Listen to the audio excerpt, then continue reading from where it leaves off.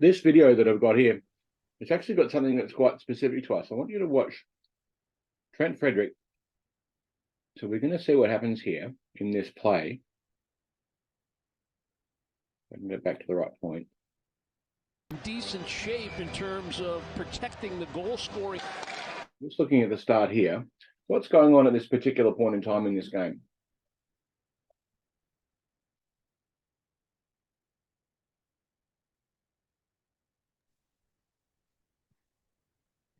Montreal's got a power play. Yeah, absolutely. It's just about to end. Yep, 2 seconds to go in the power play. Trent Frederick is sitting in the box 2 minutes for some arbitrary offence. What defence pattern are Boston running there? They're running a box defence. It's pretty much a box, isn't it? It's not exactly not a static box, quite like we would use, but it's pretty much a box defence. It's drifted across a bit, but it's still the basic pattern. Anything dangerous there that you can see? The high slot. And the right, the D up at the blue line. the blue line's not so dangerous. It's a long way away.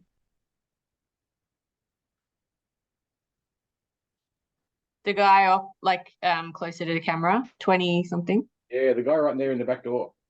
How much net is there for him? The puck comes across there quickly. What happens? He's got a fair bit of net. That's a goal. But watch what actually happens. They do a pretty good job of containing. So the two Boston players have gone out to try and put pressure on the Canadians guy over there on the wing.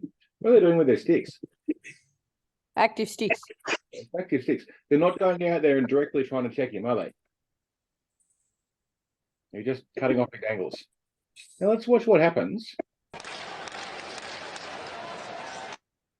Right, now the penalty's over. Okay, at 4:40, the penalty is over. Cross ice pass. Slafkovsky knocks it down. One shot on the Montreal power play. And here's Trent Frederick. How long has Trent Frederick been on the ice? Like 10 seconds. 10 seconds. Fresh legs are fast, yeah? That's why I wanted to show you that one in particular. There's some good, like just kind of looking at penalty kills, but it's also really emphasizing the point that you get on the ice, you're fresh. You stay on the ice for too long, you're not fresh. And from the point of view of your ongoing careers in hockey, as you move up through grades, you'll eventually reach a point where you're in a grade which is at the same speed that you're basically capable of playing. Happens for everyone. We all do. As we go up through hockey, we find a point where we plateau. Maybe the NHL, or it may be C1. Who knows? It doesn't really matter. We all reach a point where we plateau, and at that point, it's how smart you are, not how fast you are, because you're already as fast as you're ever going to be. And so, learning habits now in C grade about the importance of short shifts and rapid changes.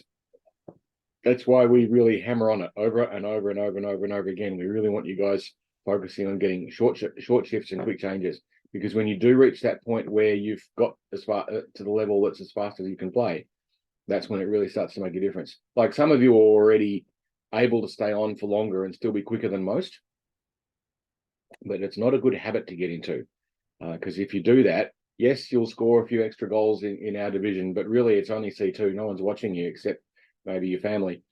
And obviously us as coaches. But the point is that as you move up through the grades, you'll reach a point where your ability to play smarter is more important than your ability to play fast, because everyone will be the same speed.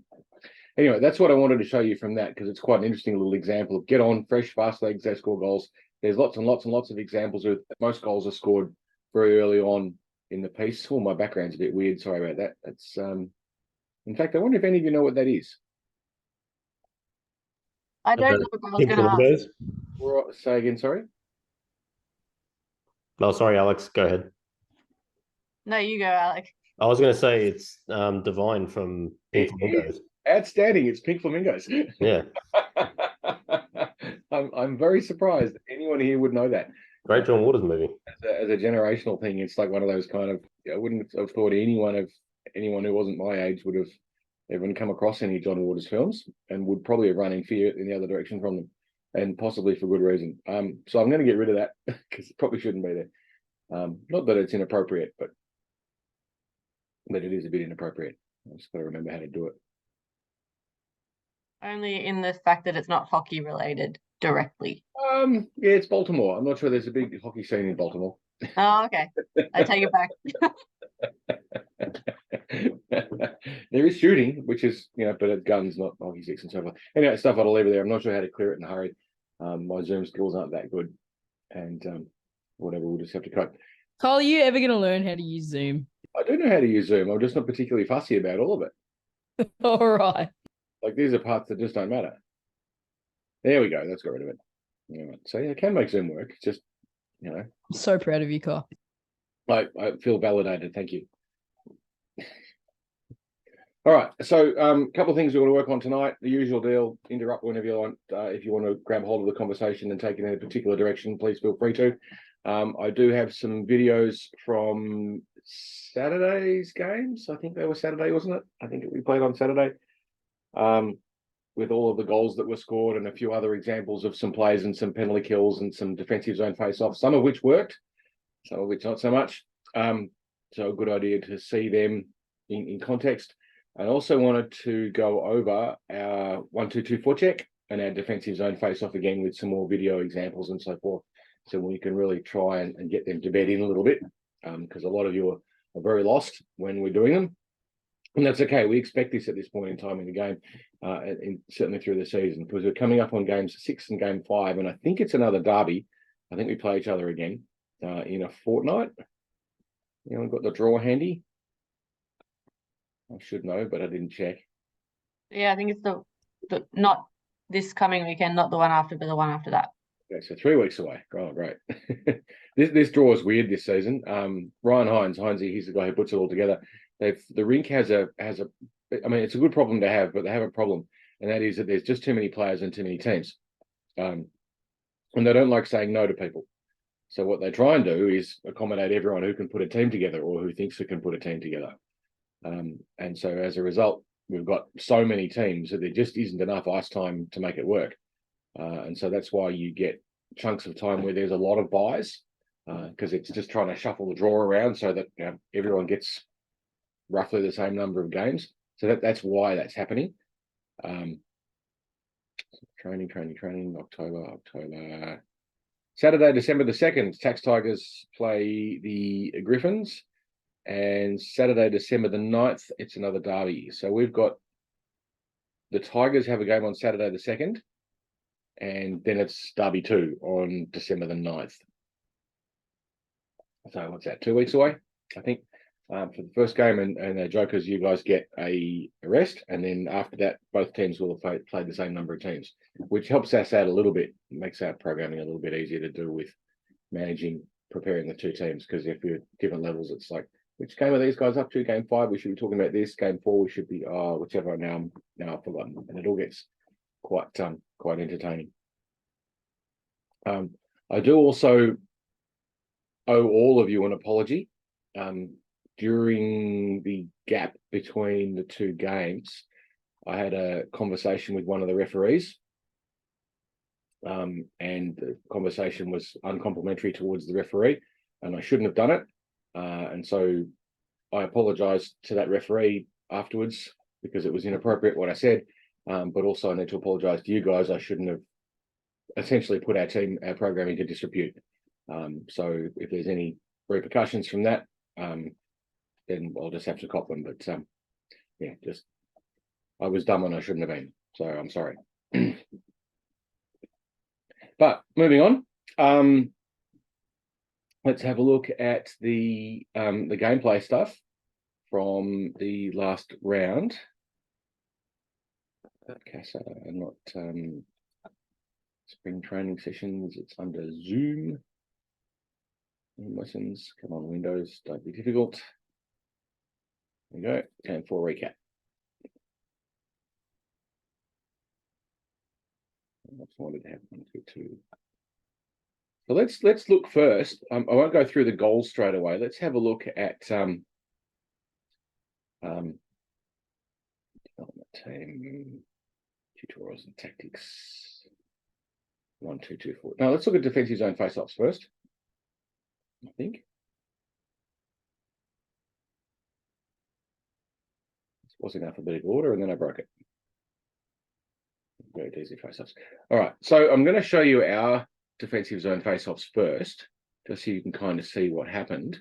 There was the jokers here. This is an interesting one because we actually got 3 of them in fairly close succession, and it's interesting to see what happens. So I'm going to play all 3, and then you get you guys, if you can, to try and explain what happened.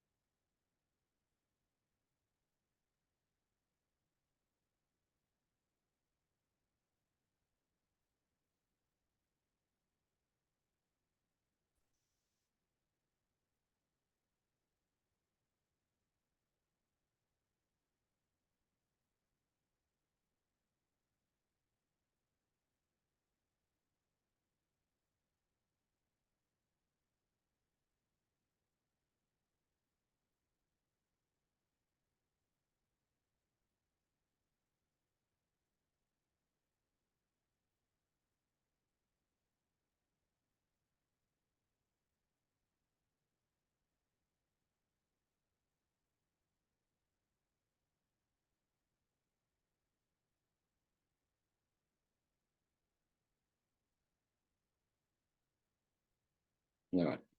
We've seen them all now. Let's have a look at the first one and have a look at the setup. If I can do this frame by frame.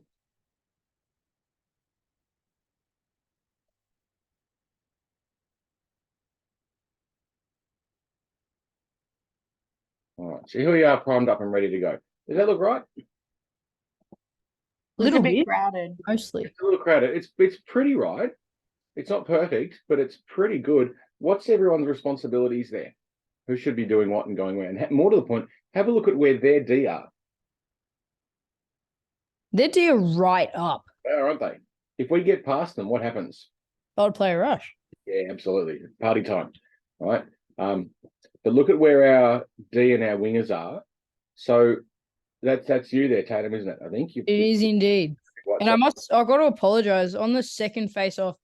I think that's Ron and MK. I told Yeah, I'm right there Ron as to well. go through as well, so they both went through. Yep. We went to the same direction, yeah. Yes. Yeah, that's my bad, I think. You can see how that happened. You can see how easy it is to get a little bit confused until you get a bit more familiar with it. What I'd really like to see there is your job, Tatum, is this player. Yep. So you actually want to line up directly opposite that player. All right. So you're not there to pick up the trash. You're there to stop that player getting a shot on the ice. That's your responsibility. If they move in to try and get the puck, you know, that's you clean that up. What they've done something a little bit unusual. But I mean, we've been varying on that around as well. They've got the center and they've got both of their wingers, one here and one here. And their 2D are up really high as well. I'm not sure that's deliberate. It might be, but I suspect it's not. But whatever it is what it is, and we deal with it as it occurs. So Tatum, ideally, you should be lining up with that number 38 there from the Griffins, and on the drop of the puck, bang, you go there. Let's see what our guys do on the drop of the puck. I think we did the right thing this time around. Let's have a look. There goes the puck. Yep. That's pretty close to spot on. Really minor change there. I'd really like to see, I think that's Hayden. I'd really like to see Hayden skating more that way than over this way. More straight up the ice. There's a lot of trying to get away from the play. In particular, Hayden did that quite a lot throughout the game. He'll be out for a couple of weeks with a concussion, but I think we'll have him back in time certainly for the derby. If you'd cop it on the scone. But yeah, it's better if you can go straight up the ice. But Mehmet, you've done exactly the right thing there. Drop of the puck, you've gone straight through the back of the face-off circle. That's perfect. And Tatum, you're in the right spot now, tying up 38. And our other D, well, I think that might be Sashan. He's Yes, me. mostly doing the right thing there. That's okay, ready to kind of pick up the mess. They've got a loose player floating around here, that number 3, which at that point, if you see them, it's probably not a bad idea to go up and get them. And who's playing centre there? I'm not sure who it is.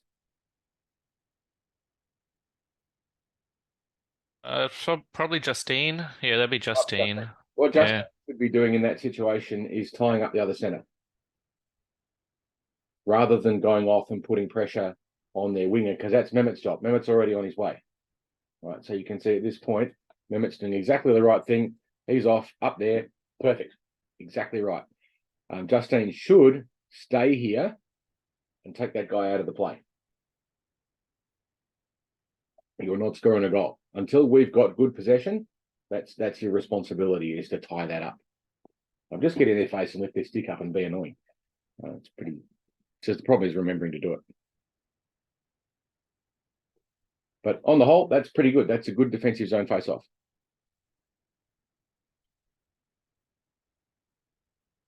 And they get a shot, but it's from a bad angle a long way out. Hamish makes a good save. We get to repeat it. And I think, Tatum, you're giving Bodgy instructions here, aren't you? Yes, very much. So looking at that, now we've got 2 wingers. D is still Hayden just follows MK straight through. Yep. So let's see what happens. It's like,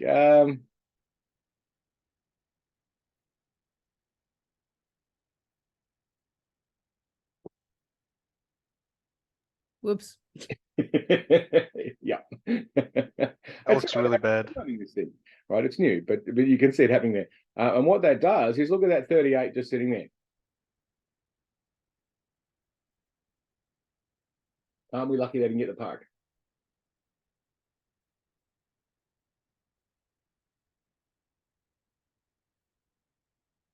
It kind of gets a little bit messy. Now have a look at the situation. They've got possession. Tatum, you're doing the right thing. You've tied up your player. That's good. But we've got a D in the centre, both chasing the puck. Mehmet, I think, has seen the threat and is moving across to try and fix it. But we've got a player sitting in high slot, totally unmarked. And that's dangerous. We don't want that to happen if we can avoid it. Luckily, they don't manage to do anything terribly useful with it. But have a look at that situation there. What have we still got? 1 free player in slot. Prime scoring position. Absolutely prime. It's like, pass it to me. I'm going to score a goal here. And we were a little bit lucky that I think they try to, and they just fluff the pass. Now, this little conversation that Hamish and I have here, I think he says, clear it, clear it, clear it, clear it.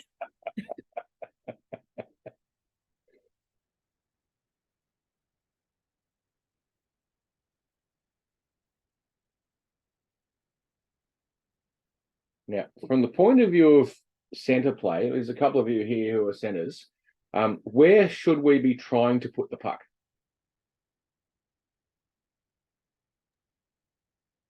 Like straight behind us? Yeah, or into the corner, into that back corner. So here, if that's me, I really want to put the puck over there, into that back corner there if I can. My other alternative is to kind of just pop it here. Because if I pop it there, what's going to happen?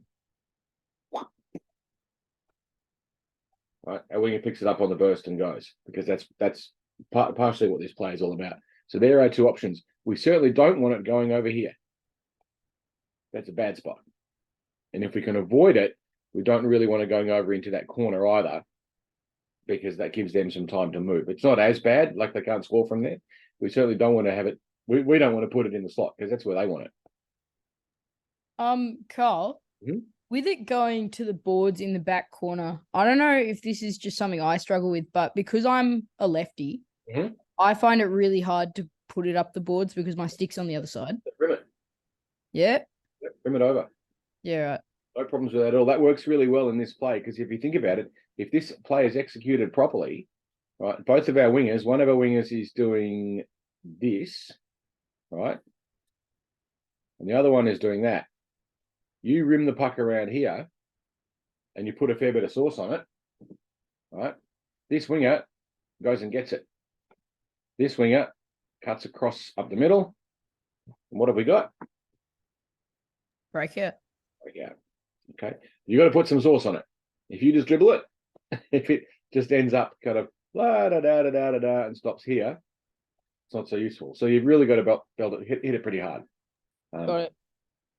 But yeah, feel free to switch onto your forehand and just rim the thing as hard as you can. As long as you don't put it across in front of the net, around the back along the boards. Something next time you get a chance to just stick and puck or something, do a bit of practice of it.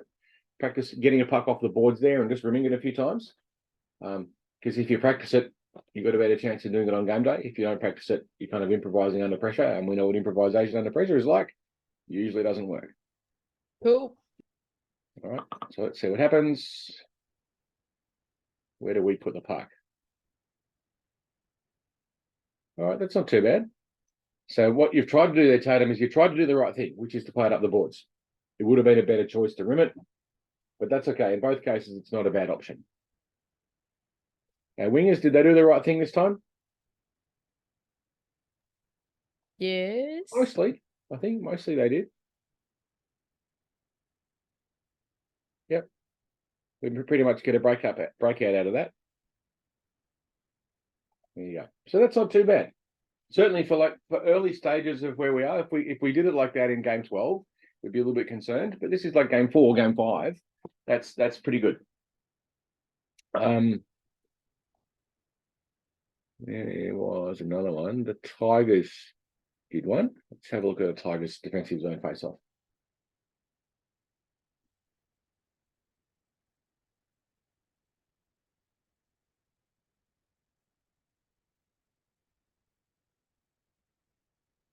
How does what just happened there? Sorry. How does that setup look?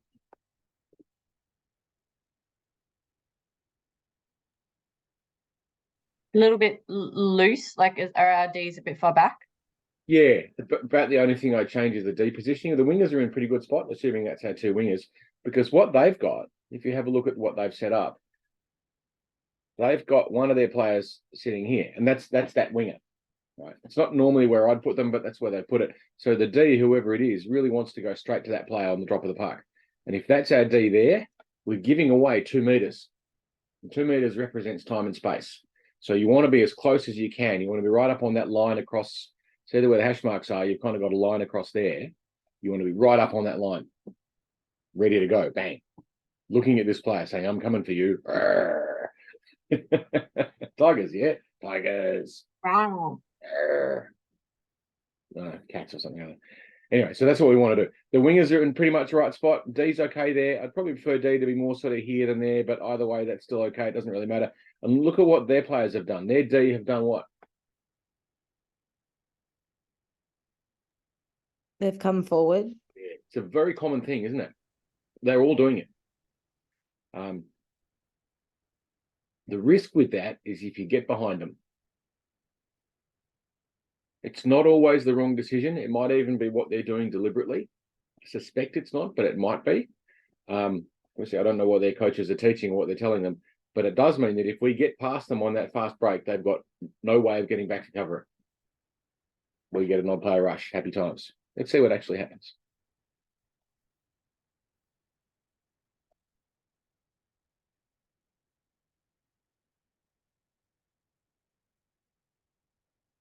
Right. We cleared it out, and that's okay. The puck came across. We very nearly got that fast break, didn't we? If you have a look at what the winger does, right? Let's go through it frame by frame. Right, now, we've won the face-off to the wrong spot, though, haven't we? We won that face-off, but look where we put it. Who's that in centre? I'm not sure. But it looks like if we look at that face-off, where the face-off is pretty much won by us on the forehand, but directly across into where there's a lot of our players, but also a high-risk scoring opportunity. So we get the puck. We're a little bit lucky we didn't quite pick it up there and get that breakaway. But in the end, we had numbers. Our D got it. The winger gets it. Boom. And that's cleared out of the zone. That's not a bad outcome. So that's pretty good. For game 4 and game 5, those are good examples of defensive zone faceoffs. You can see how they can be better, but they're good. Certainly for this stage of the game, they're good, and everyone is recognizing when it didn't go right, what went wrong. So Mehmet, I think pretty sure you'd get that sorted next time. Yeah, I'd have to coordinate with the center and the winger as well. We help each other out. Not so much the center, because the center's kind of got their own battle away, but certainly the other winger. If you're left wing, you're going to the left side. If you're the right wing, you're going to the middle, or or the right side, Okay. whichever one it is. So you're not changing sides; you're just changing where you start. That's probably the key to it, to try and remember. Like if it's a left-hand side defensive zone face-off, and I'm the left winger, I'm coming into the inside of the face-off circle rather than being out near the boards, but I'm going back to where I would have been anyway in the first instance, which is to the left, to that high left wing position. And if I'm lucky and I pick up the puck along the way, then I go off and I try and score a goal. Speaking of goals, let's have a look at something.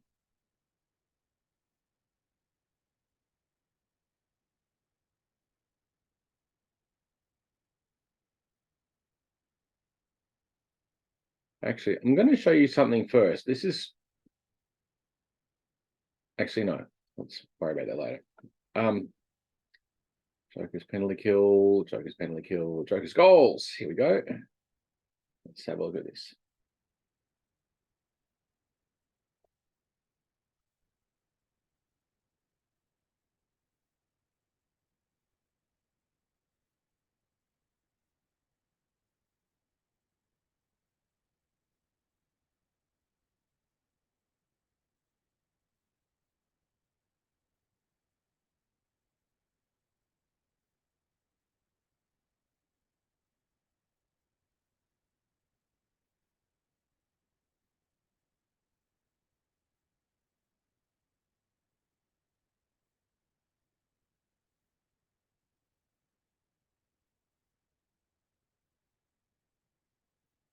All right.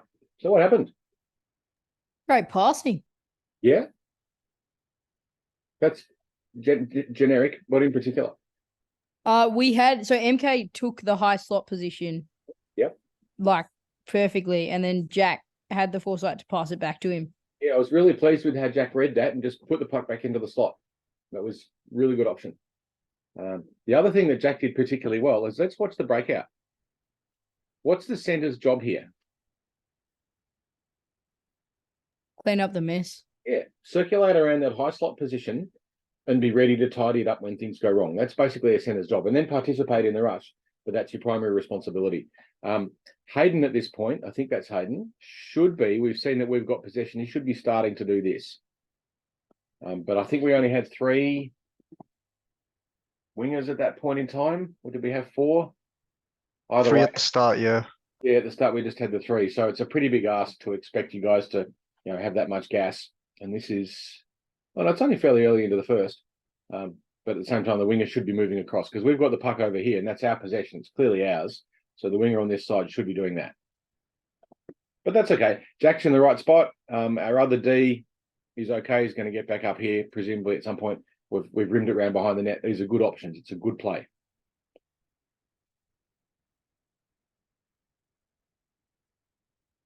Get out of here, annotator. Played it up the boards. Good choice. And there's that. It's gone wrong. It hasn't come out for us, but Jack's in the right place to clean it up. Nice work, Jack. Hayden's still standing there watching it. But at this point, because the puck's under contention, it's not a bad choice. What he's doing there is good, because he's now covering this player. So that's not, it's worked out all right.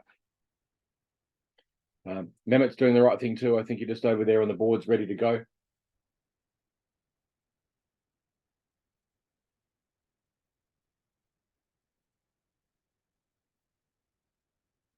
Where are they?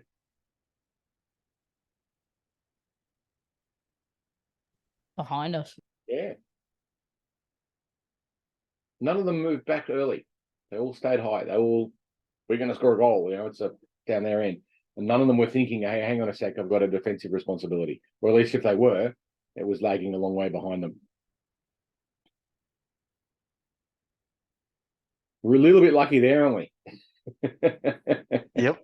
We're extra lucky that Jack then got it as well. Yeah, but there is always an element of luck associated with all of these. But if you're not there, you can't take advantage of the luck. So Hayden's feet in the right spot. It's a bit of luck, but that's okay. You get that. We're in the right place to capitalize it. So we kind of see coming in here. I think they've back checked quite well. That guy there was pretty quick, and he's managed to, get it on the back of his stick and try and do the right thing. But there's a fair bit of pressure on him, so he hasn't got time to muck around. And Hayden's foot's in the way. That'll do. Jack is the recipient of it. Gets that pass back to Mehmet. Mehmet shoves it in the direction of the net, and it goes in. Happy times. It's a good team goal. Everyone's pretty much done the right thing. It's come from a breakout.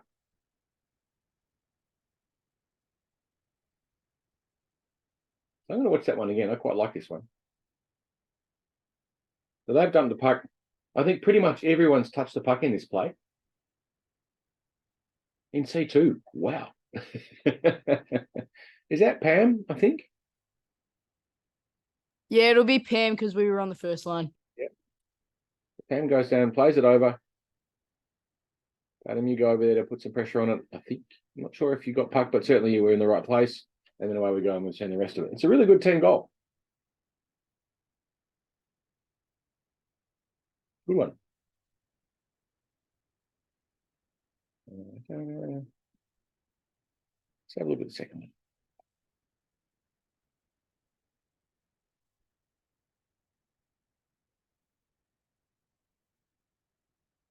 Whee! C grade. Everyone fall down.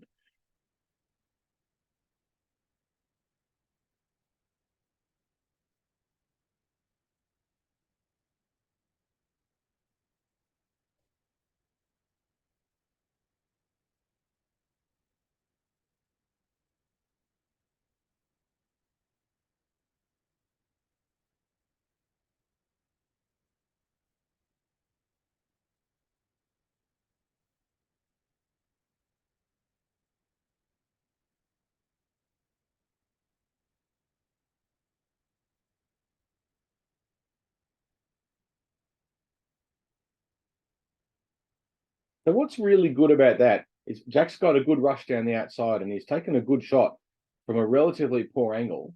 But one of the reasons why it works is have a look at where Hayden's gone.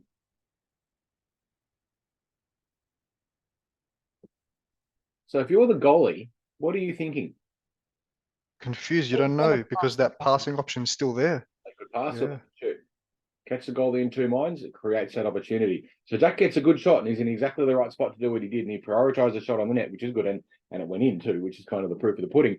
But one of the reasons why it is successful is because Hayden's done the right thing and come blasting down the middle at full speed, got himself into that slot position. And now their goalie's like, who am I watching?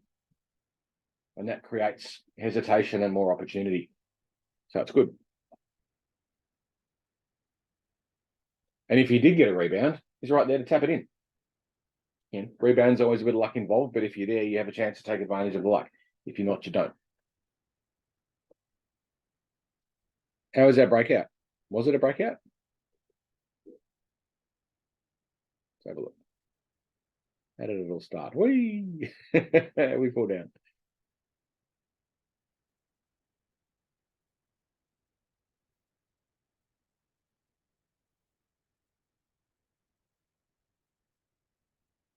All right, so we're in a breakout sort of a position, aren't we?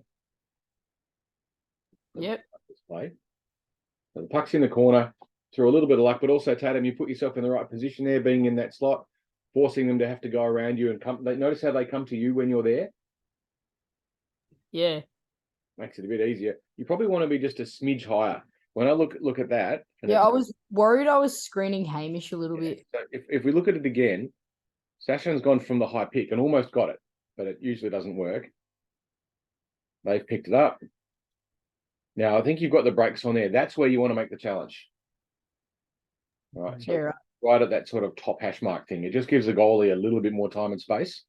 You've probably got a little bit of momentum. You've drifted back right into Hamish's face. He's getting a good sniff of the outside there. So he's lost sight. Now, luckily, this guy, who whilst quick, he fell over. does have a bit of a habit of just randomly falling over. and then they pass it across the front, but we're there in numbers.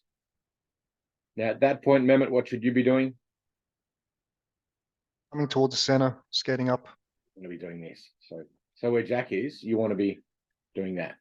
Yep. As soon as you see that we've got that possession, if you're not sure, you want to stay back. But as soon as you see we've got good possession, start moving towards the middle, moving up the ice. Because what'll happen is we'll get better and better at it, and then you'll become more and more of that targeted scoring option. To start off with, it almost looks like it works at random, but that's what ends up happening. In fact, you do exactly the right thing there, which is just prioritising clearing the puck there, all offside. You get the puck out again. Nice play there by Sashan, who clears it out. And then off we go, and we've seen the goal be scored. Nice one.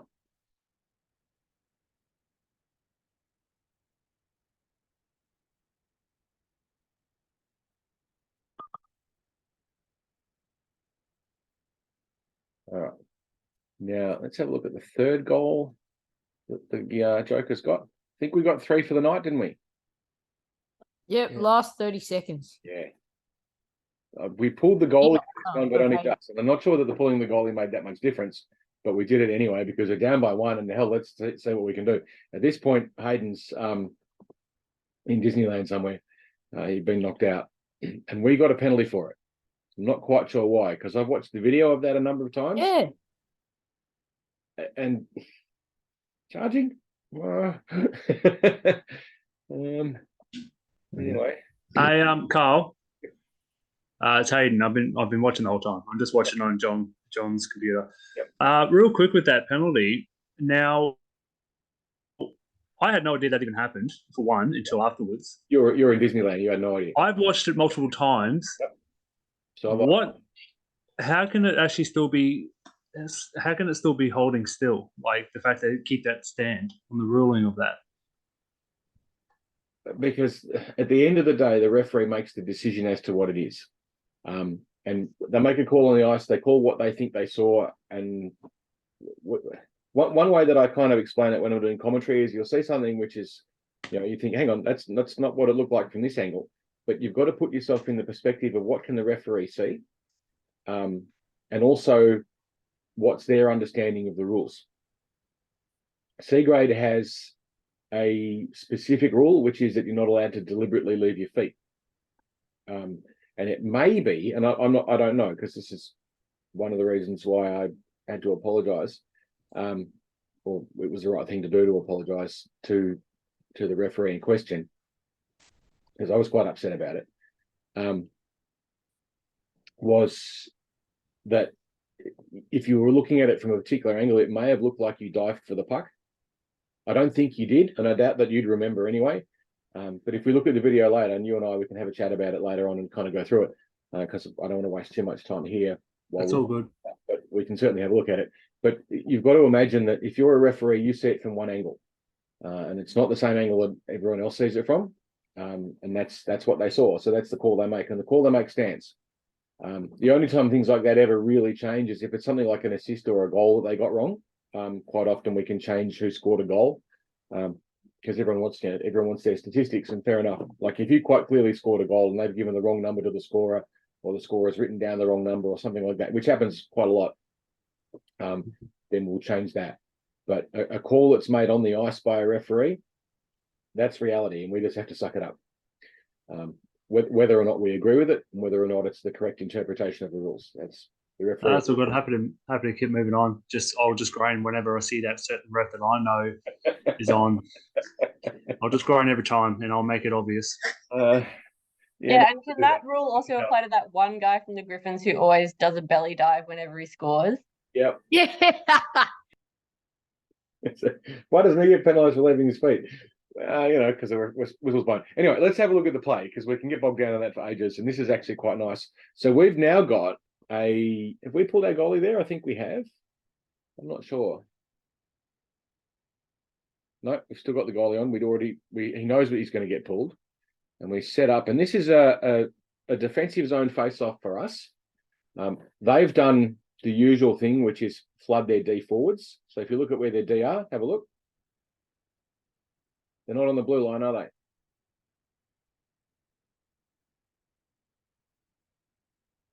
See? Right, D's And here, then wait for D's it. over there. So they've moved forwards, and those D, they're not particularly quick. Let's watch what happens.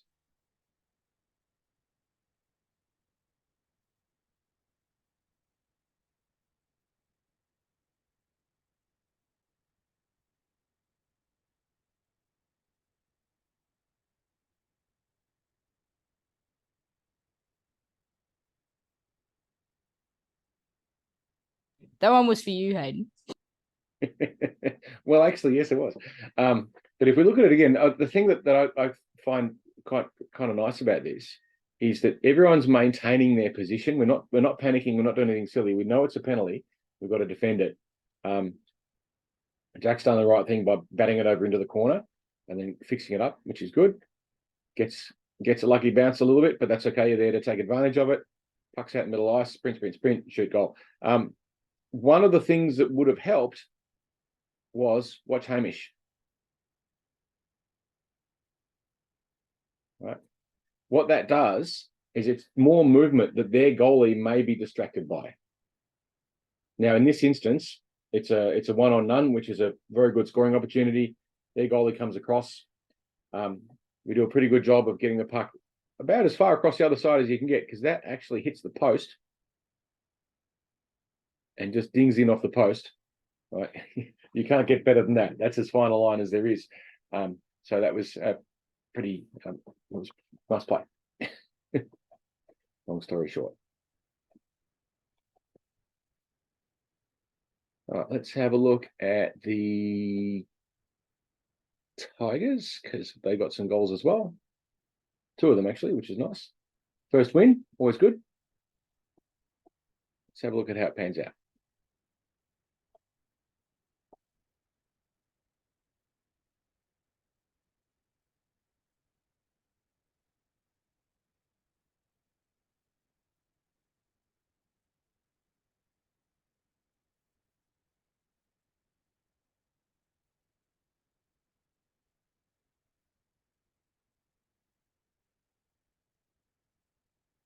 What have we got there? Good passing option and like cleanup option. Yeah, so it's another 2-on-none, isn't it? Which does what to their goalie?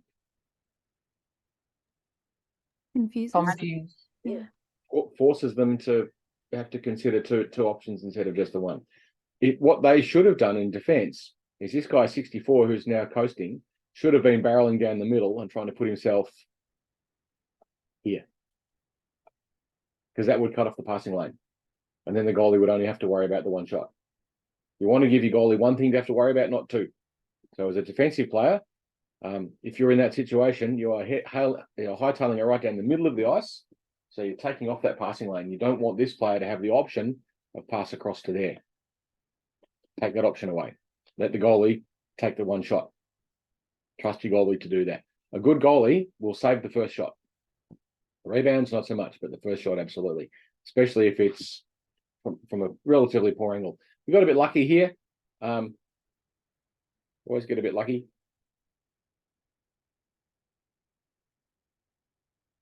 Just kind of dribbles through the 5-hole. But that's what happens.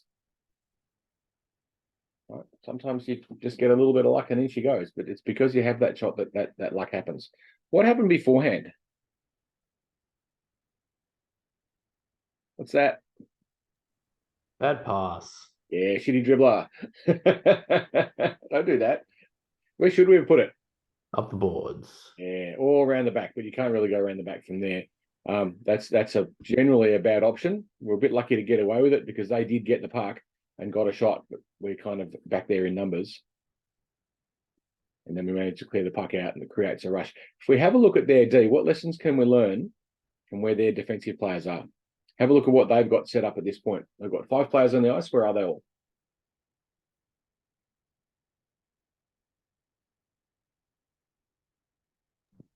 All in their offensive zone. Yeah, they're all jammed up. 4 is probably the only one. It might be 44. He's the only one who's really doing the right thing. They've got another D, I think, who's now trying to get back to cover it up because he might be able to see the threat, right? But doesn't actually do enough. Okay, so as a defensive player, if you're if you're this guy, right, you need to be doing that. And now I've kind of drawn it across the ice, but moving across to the middle quickly. If you get too far back, that's okay. Not a disaster. If you're excessively defensive, that's fine. But if you don't, you create that two on none opportunity, which resulted in that goal. That's a bit of a defensive lapse. You'll find certainly in C grade, a lot of D over-involve themselves in attacks and get stuck, and they don't have an instinct to get back fast enough. It's hard to train. And then that's what can happen. All right, let's have a look at the second Tigers goal.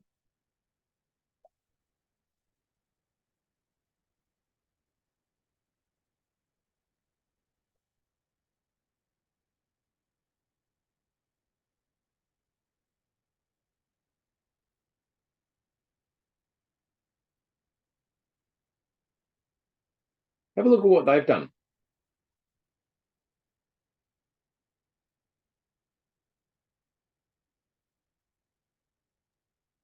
Sort of like a triangle +1.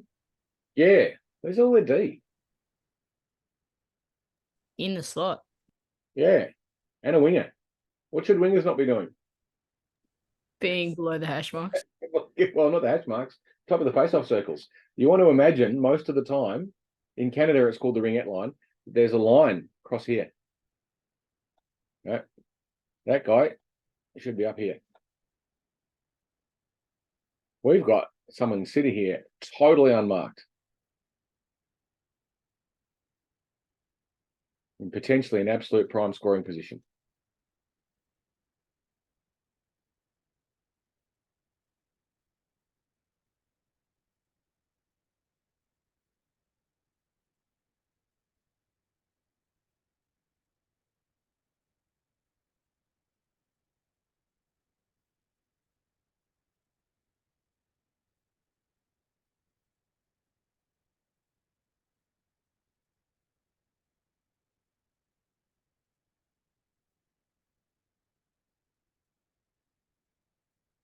All right, now what have we got? What's the situation here?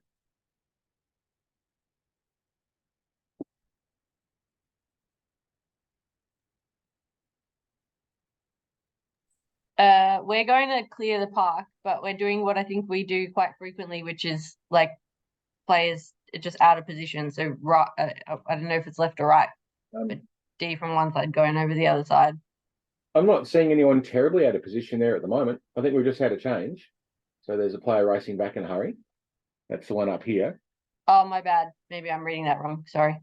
But looking at this, we've got 2D back and a winger, I think 91, that's Taylor, I think. Now what have we got? Not a perfect breakout, but it's getting there. What we're missing is the winger over on the boards. And I think that's because we've just made a change and we're just kind of recalibrating, which reminds us we shouldn't be changing on the back check. We should be changing on the rush. But anyway, we got away with it. But we are still trying to get across into position. We've worked that out.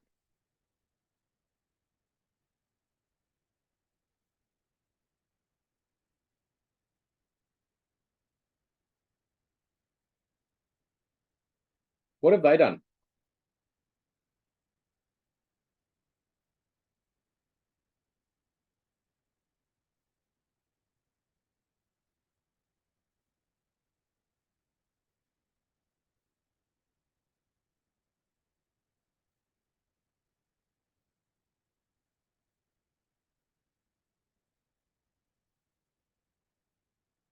What do you see?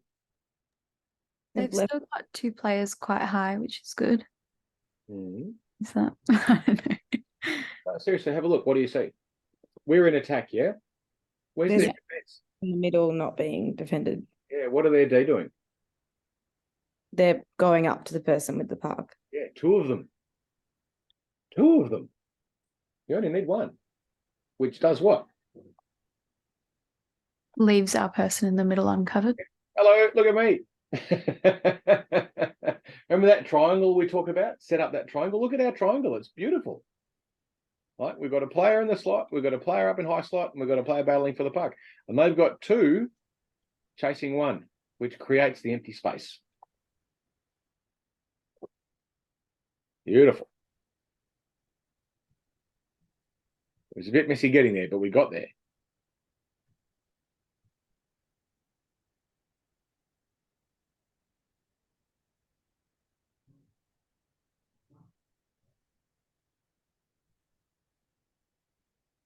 I don't know who ended up actually getting that one. I think that might have been Liz. That's Taylor got the rebound. That's Taylor. Not sure exactly who got, but there was enough of us there in numbers to just swoop on that rebound and put it away. Yeah, there was a lot that happened in that, but we had some quite good plays and some good opportunities, and that's what it's about. And then taking shots on the net and getting there and getting the rebounds. Bounces off the pads. There it is. We had bodies. Didn't all go our way, though. Who did the Tigers play? They played the Lights, didn't they? Let's see how their goal was scored.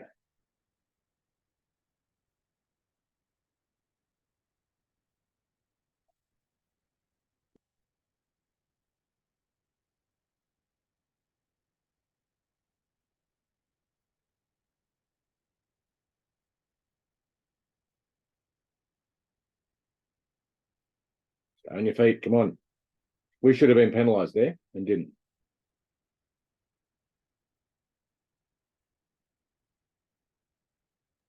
Why, Carl? Did someone dive? Well, not so much dive, but if we watch, that's Craig there, right? I don't know if that was necessarily deliberate, but it was dangerous. And we probably should have been penalised for that one. If they were going to ping, if they're going to ping Hayden for charging, it certainly should have pinged that one. Anyway, referees see what they see.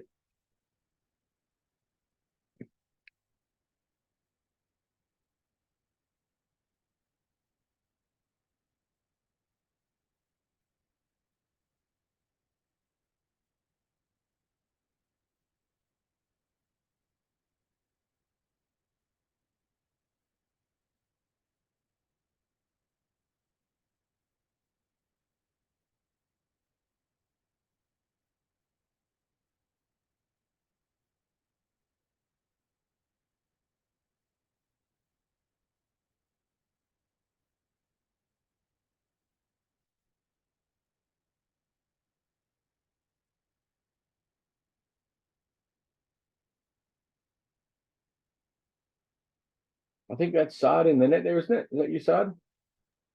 Yeah, that's me. Yeah, what do you think about that one? Yeah, I just didn't go in my butterfly properly 5-hole all day. What happens when you get shots on the net? Sometimes they just go in. They just go in. And like that should never have gone in, really. But it did because they got a shot on. We had defense back in numbers. They were pretty well covered. Most of that play was okay. It's just, shit happens. Don't worry about what last. Yeah, even Zoe, who scored it, was like, that had no right to go in. But you know what? She put it on the net. That's it. And that's the lesson from that one is if you put the puck on the net, sometimes the crappiest shots go in. I scored a goal in a B3 game about a season and a half ago where it was this pathetic backhander from the boards up around the commentary box. So from like 20 meters out, and there was nothing on it. I'm surprised it even crossed the line. But the goalie missed it, didn't even really see it coming because it was screened by one of their defensive players and just kind of went through everyone and popped in the net. I'm like, I'll take it. But it should never take it every day. But it happens, and it happens in every league of hockey. If you get those shots on, sometimes they go in, and that's really what it boils down to. And we'll go and have a quick look at the Griffins. They got 2 goals. No, they got 3 goals. We'll just have a quick look at them. There's a reason for why one of them happened that was very preventable.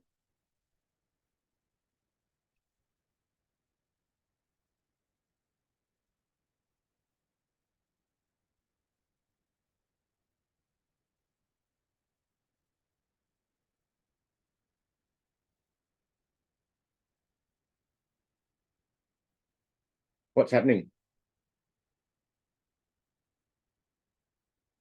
It's going to roll back a little bit.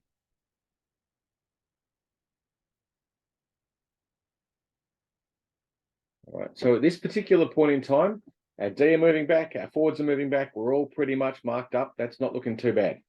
Have a look up here. That's the bench, yeah?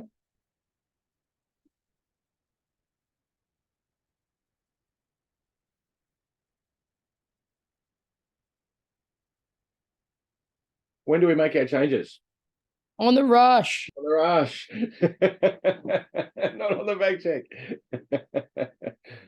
I mean, that's not a huge disaster because I'm not sure that it contributed that much to what happened. But still, let's not do that again. There are exceptions. May have been absolutely gassed. So let's have a look at the play. I think it might have been a centre. I'm not sure. Yeah, I think it is. I think it's a centre that changed. Now, our play is to have that centre back covering that slot position. So they've now got a 2-on-1 in front of the net. They're changing as well. So it's not necessarily a numerical advantage.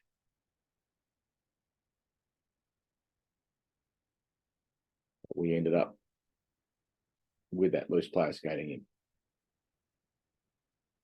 Essentially a muffed back check. Okay, so that's quite a preventable goal. We'll get better at it, but that's just something to kind of see. That's how easily it can happen. And two more.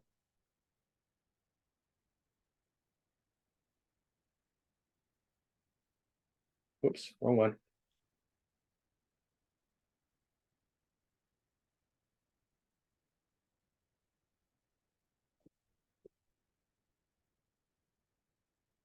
Where are you going?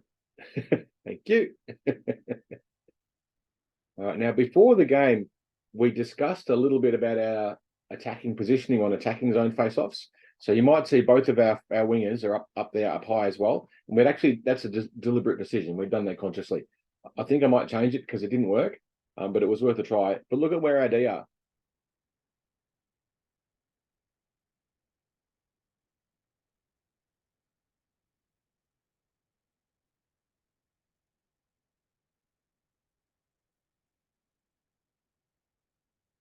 We fixed that, so that's okay.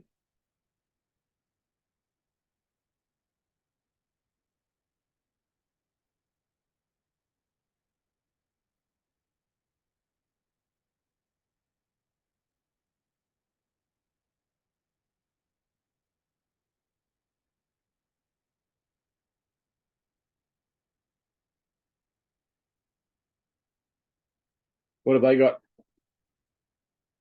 Odd player rush. 2-on-none. Oops. Now, in that instance, Sashan fluffed a pass. That's all. We actually had quite good possession, and it just made a skiller. It happens, right? We'll do it. Oh, it wasn't me. It was... Oh, sorry. Whoever it was. Who was it? John Luke, I think. Yeah, John Luke, 63. So yeah, I mean, yeah, because he's wearing James. Sorry, Jane Burgess. It was. Not Jane. Oh, we know it's Jane. It's wearing Jane's jersey. And that's just one of those shit happens things, right? That's a skill error. We've actually got a pretty good setup. About the only thing I'd really want to change is where I think you over there. Yeah, that's me. Yeah. So, and I think you've done the right thing. It's just a little bit slow to react to it, and understandably under that circumstance. Oh, I thought he had it under control at that point, and he passed it. It's just one of those shit happens things. So this is a shit happens goal. They ended up with an odd player rush, just because we made a skill error. We see two players. We're going to make lots of skill errors. That's okay. I think the play itself was still fundamentally okay. We didn't do anything directly wrong. You've seen the threat and you've gone, which is good. But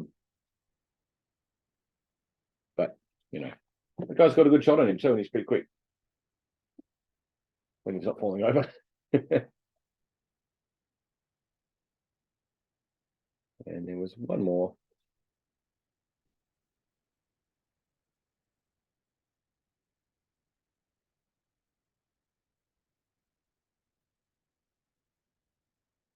What we got here, defensive zone face-off. Everyone's a little bit lost.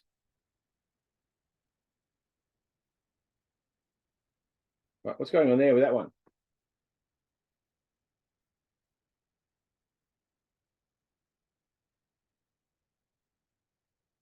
Is that like a little bit low? Everyone in D should be a little bit up. Yeah, pretty much. So Tatum, you want to be, because you're in that On the hashes. the winger who would normally be the left wing, I'm not sure who it is, should be here. I think that's Jess. Yeah, I think she might have been a little bit lost. And she should be going straight through like that on the drop of the puck. You should be here. I'm doing that on the drop of the puck. Is this the face off where Jess went straight through the middle of the circle? Like just straight? See in a minute, I'm not sure. Okay. And Tatum, you should be up here, ready to go straight up to that 38 again. Right, straight in the face. Bang. No, you're not scoring a goal. Yep. Let's see what happens.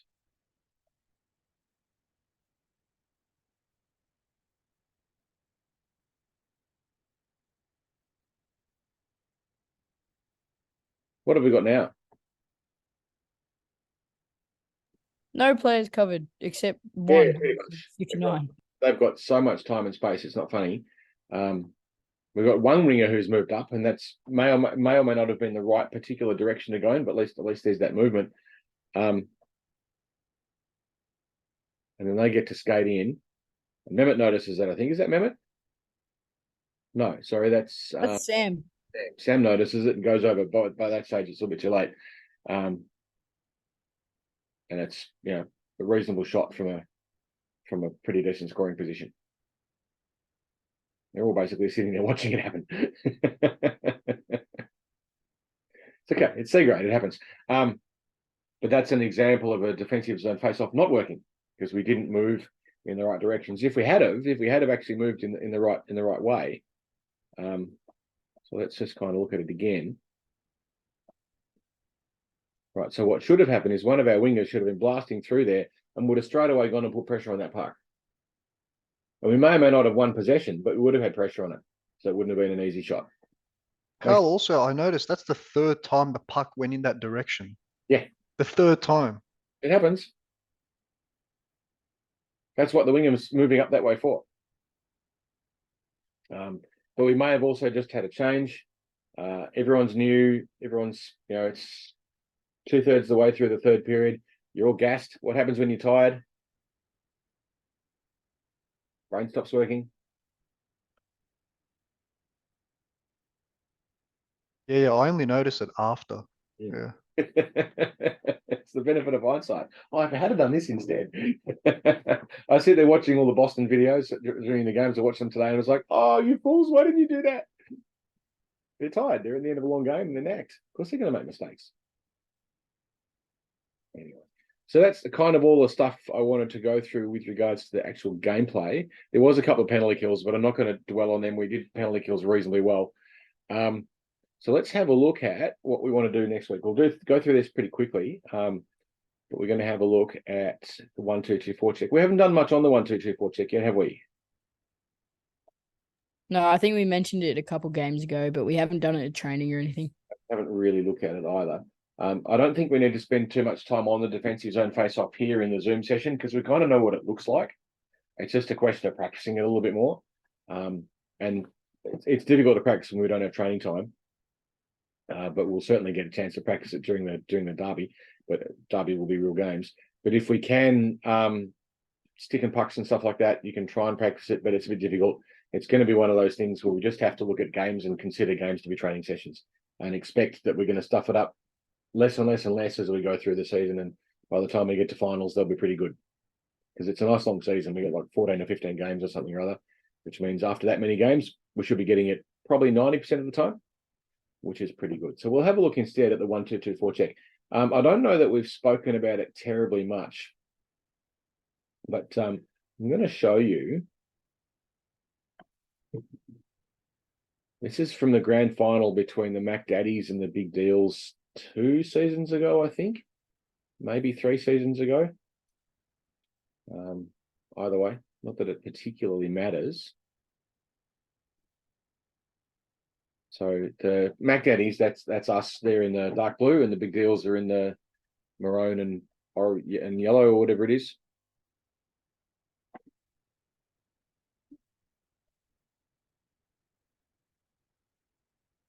Whee! C grade. What we have here is a classic breakout situation. All right, they've got the puck back behind their blue line. We're trying to go forward and put some pressure on them. Where do we want them to put the puck? Across the middle? Yeah, we want them to try and pass to 16 here. That'd be great, wouldn't it? Because 7 is in the way waiting for it. I think that's Mick Cattons from memory. So what you see there is, and you can't see it from this angle, unfortunately, so I apologize for that, but you can see we've got a forward who's come along mostly taking the boards away. It's not perfect, but it's pretty good. And that's this one here. So he's taking the boards away.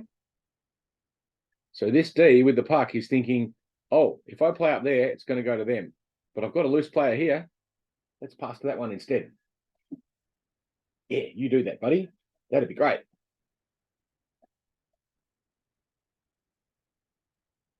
Please pass that way, because we've also got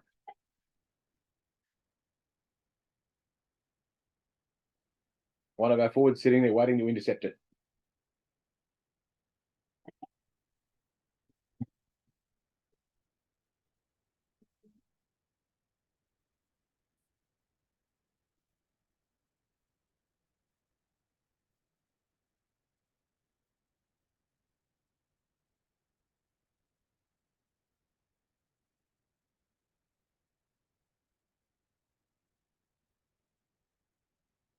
Now that's not a perfect 1-2-2 forecheck by any stretch of the imagination, but that is showing you how it can work.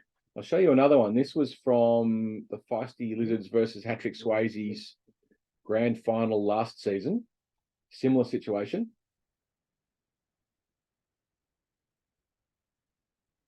Face-off now taken, puck comes across the front. Almost an identical play that was driven down again by the Lizards defence. And with just 30 seconds to play in the second period. Peters goes down. Have a look at where the Lizards have put themselves. Lizards are wearing white. What do you see? Like a triangle and then the 2 Ds. So you've got one going in first, that's 91.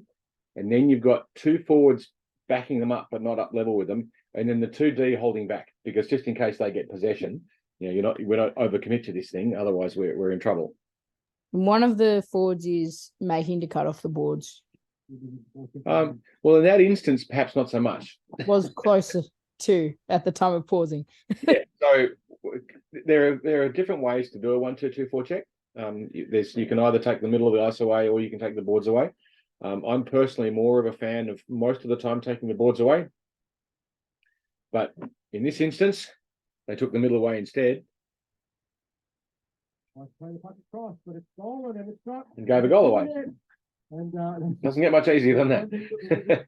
Right, and that's another example of that 1-2-2 forecheck. Right, it's essentially a pass straight to us. Well, sweet. Well, apologies for the commentary. That's me commentating it. So let's see why it happened. Almost an identical play that was driven down again by the Lizards defence. And with just 20 seconds to play. Have a look at where the this number 19 is going.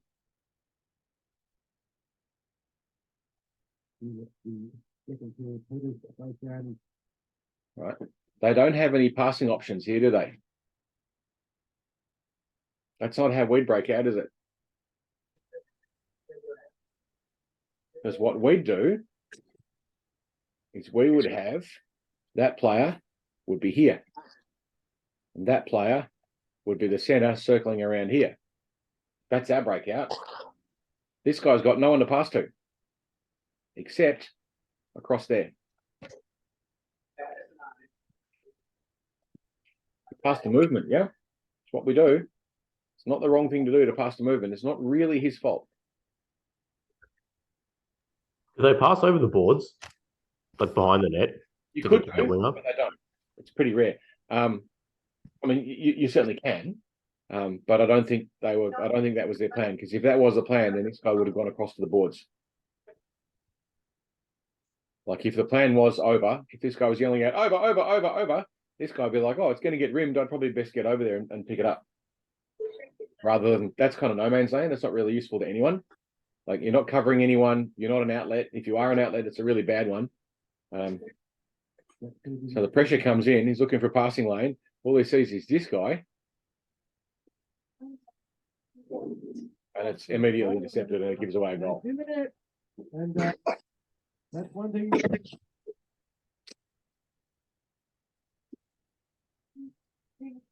That's recreational aviation Australia stuff. You don't care about that.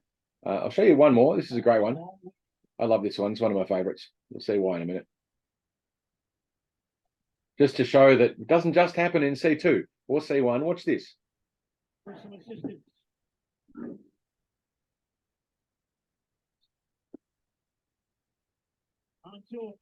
Where are all the Boston players?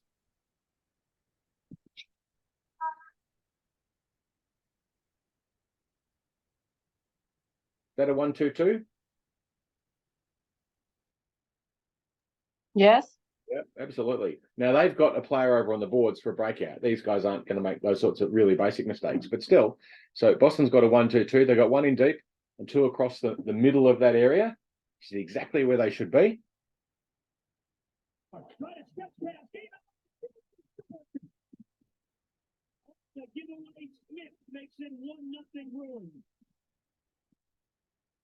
Smith, you'll see the bump out behind the net. Look at where the D are holding up as well.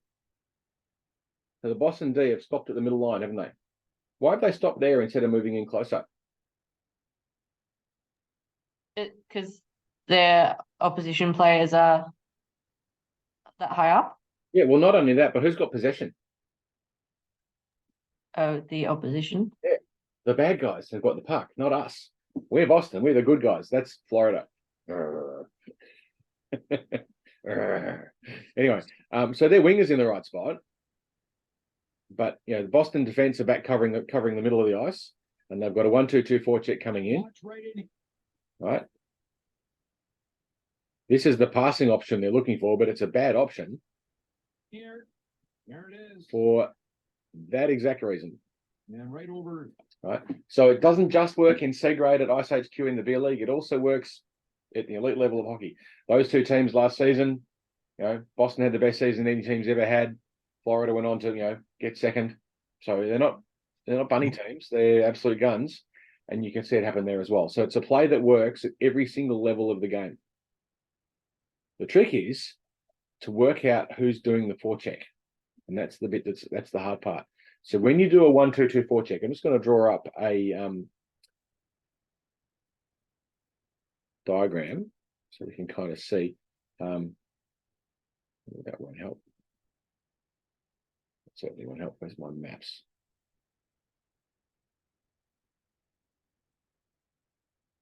Rink diagram. Where are you?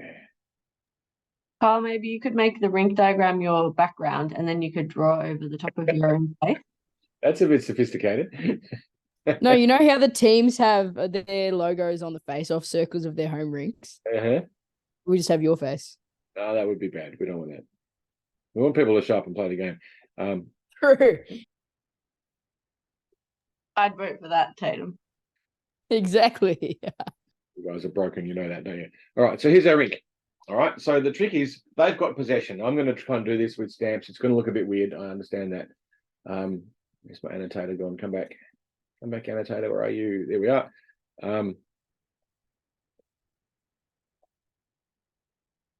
Now, because this window is too small, it's not actually going to show me. That's not very helpful. Oi, bigger, please. Bring back the gold stars. That's what I'm trying to find. There we go. Gold stars. Here we go. Right. Okay. So they've got the puck here. Yep. Pretty standard.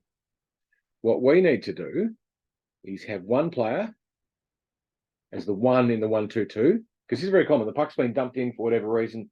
It's an icing or a dump, or you know, we've been caught offside and had to come out and peel back in, or there's a dozen reasons for why it can happen. And it can happen up a little bit higher as well. But typically once they get to the hash marks, it doesn't work anymore. But when they're back down in deep, you want just a line, please. Nothing fancy. Is that star in the black? Is that you up in the bar, Carl? Yes. despite the fact I don't drink. Anyway, so we want one player to do this. Oops, that's not the right sort of line. Go away, you. Pen, please. Just the pen, please. Number 1 in the 1-2-2 forecheck does that. Oh, that's supposed to be an arrow. Okay. The other two players, the other two forwards, are going to pop themselves here and here. The 2D, there and there.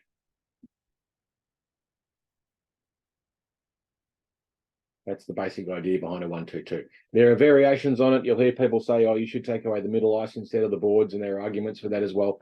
But at this particular level of hockey, I think taking the boards away is the best option.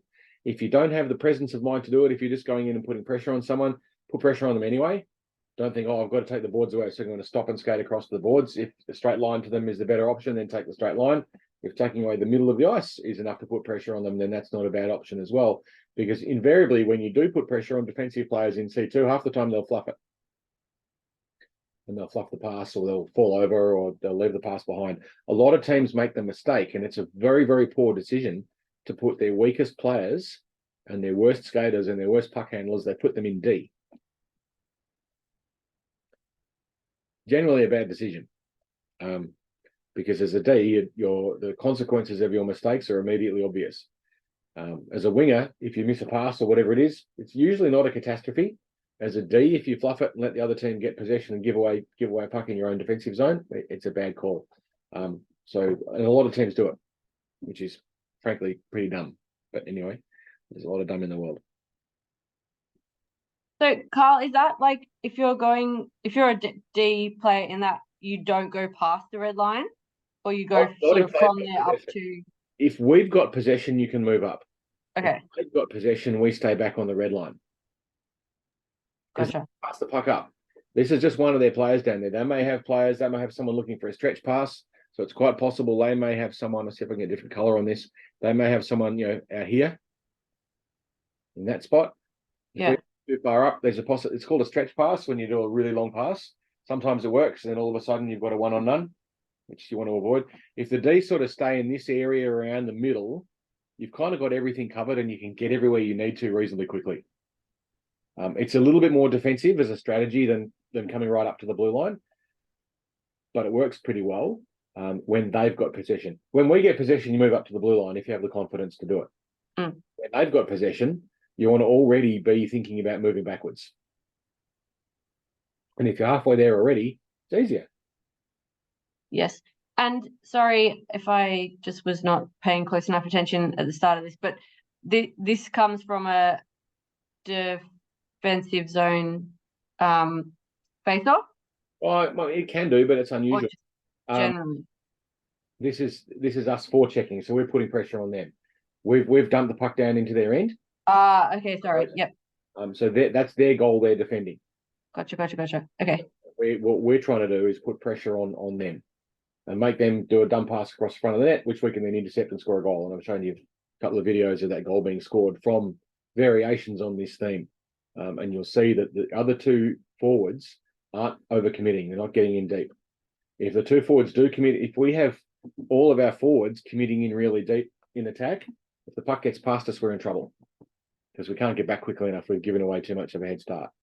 This situation, one forechecker being as annoying as they can, trying to force that player to make a pass, won't always work, but it usually does. Sometimes they'll chip the puck past you, and you know what, that's okay. At least we put pressure on them. It's not the breakout they wanted. Or they'll pass over.